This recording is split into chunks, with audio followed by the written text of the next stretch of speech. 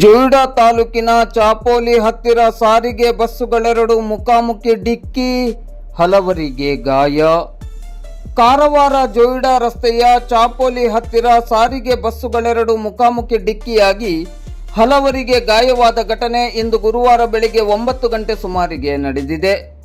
ಉಳವಿ, ಈಚಲಕರಂಜಿ ಮತ್ತು ಬೆಳಗಾವಿಯಿಂದ ಕಾರವಾರಕ್ಕೆ ಹೊರಟಿದ್ದ ಬಸ್ಸುಗಳ ನಡುವೆ ಈ ಅಪಘಾತ ಸಂಭವಿಸಿದೆ.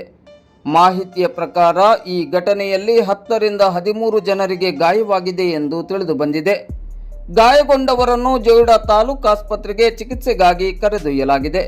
ಸ್ಥಳಕ್ಕೆ ಪಿಎಸ್ಐ ಜಗದೀಶ್ ನಾಯ್ಕ್ ಹಾಗೂ ಪೊಲೀಸರು ಭೇಟಿ ನೀಡಿ ಪರಿಶೀಲನೆಯನ್ನು ನಡೆಸಿ ಮುಂದಿನ ಕ್ರಮವನ್ನು ಕೈಗೊಂಡಿದ್ದಾರೆ.